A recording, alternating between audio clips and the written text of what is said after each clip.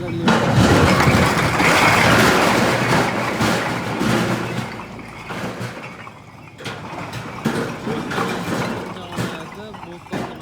beryapmiz. Xudo xolasa naqshlarimizni mahallasiga to'kilgan joyidan ko'rib, urilgan joyini ko'riblar. To'r umuman chiqmaganini hisobini oldi. Bizga zakaz qilishdi, xudo xolasa nasib qilmoqda. Mana bu tomonda olib kelish bo'lgan ekan. O'zimizni Bo'z tumanining g'ishi deb aytishyapti.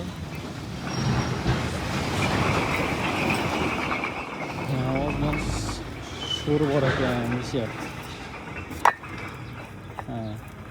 Bu ishda urmaymiz deyishyapti. Faqat sizlarnikidan uramiz. Boshqa joyga ishlab boraveramiz. Mana ishlarimizni holatini ko'rib turibsiz. Andijonning g'ishidan ancha farqli. Sifatlari ham pishganligi ham hozir yurganda to'kilgandagi holatini bilsalaring bo'ladi. Bu Andijonning g'ishidan kelib turibdi, mana uzoq qolishini sababini ham sizlardan topib bo'lmaydigan darajada pishganligi o'ta.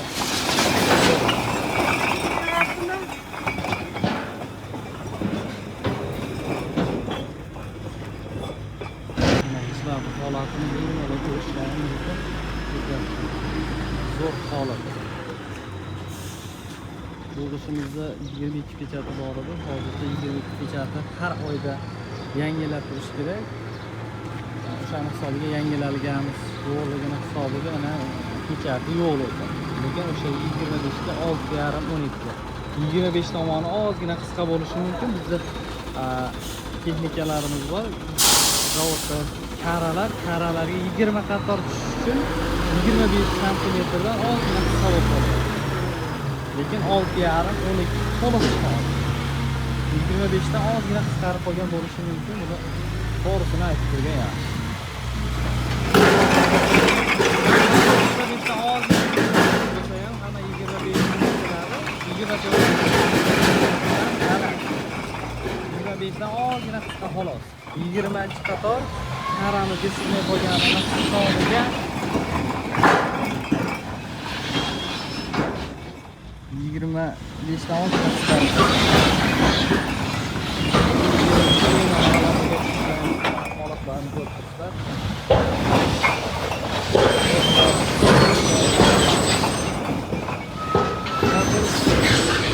bu tog'amiz qo'shnisinikidan ko'rib bizga zakaz qilgan sho'ri umuman chiqmagan joydan